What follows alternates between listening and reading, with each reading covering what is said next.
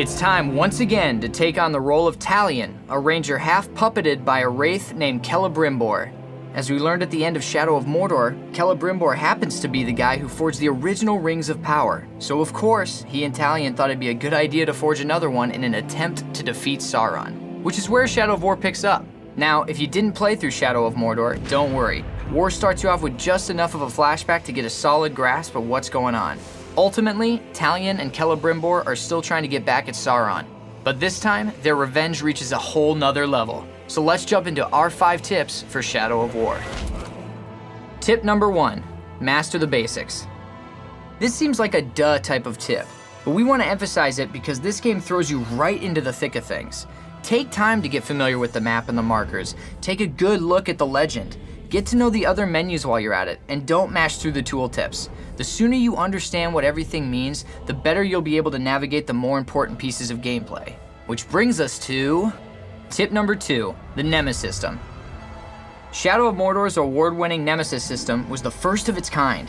It let you create unique relationships with even more unique enemies. In Shadow of War, the Nemesis system is back, new, and improved, which also means you might need some help keeping track of all the constant shifting statuses between you and those orc punks. Thankfully, the map takes care of the mental footwork for you. They not only allow you to track the usual things like special item locations, but they also help you track your orcs, enemy orcs, conflicts between orcs, as well as your missions.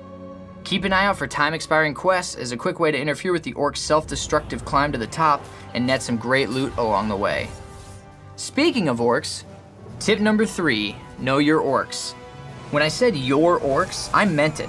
In the second act, you'll gain the ability to bend orcs to your will. So rather than simply staring into the souls of worms to divulge valuable intel on others, you'll now get to dominate commanders, recruiting them to fight for you, meaning you'll also get to build your own orc army. The sooner you get familiar with the orcs, the sooner you can decide who you want to recruit. Consume is a useful skill to have when it comes to recruiting, and be sure you have plenty of wealth gems because they'll be useful when leveling up your team.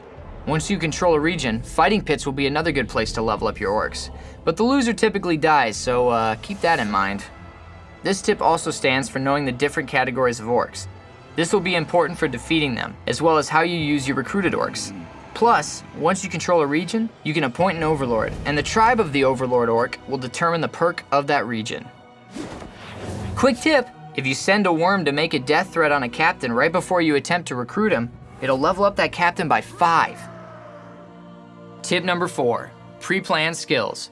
There are some pretty cool skills hiding at the end of the skill tree and in the little bulbs attached to each of the main skills, so do a little research before you start buying them up because it'll save you a headache later in the game. As for gaining skill points themselves, you can pick up some easy ones by purifying all the Hadir towers in each region. There should be 3 of them. Then, when you reveal the locations of the symbols, memories, and artifacts, take time to pick them up because they'll get you skill points as well. There are skill points for challenges too. Tip number 5, new loots. Another exciting addition to this game is the new loot system. Not only can you now collect awesome gear, you can unlock gem slots for each gear type as well, which you'll actually want to do ASAP. Placing gems in your gear can increase your health, damage, or chance of collecting money, aka Miriam. And don't forget to upgrade your gems, which you can do in the menu as well. You can dismantle unused loot for more Miriam, but remember, not all that glitters is gold, or purple. Just because you found a shiny new legendary doesn't mean you should scrap that rare item. Those rares can have great bonuses, like a chance to set opponents on fire or poison them. So make sure you take a moment to weigh the pros and cons before destroying it. All in all, Shadow of War is a solid game. They took what worked well in Shadow of Mordor and improved it in almost every way. The mechanics are similar but just feel better, and the new additions bring this game to a whole new level. So go recruit those orcs and build an army to conquer Mordor. Or you could crush their skulls. Or you could just fly a drake around and burn everything to the ground.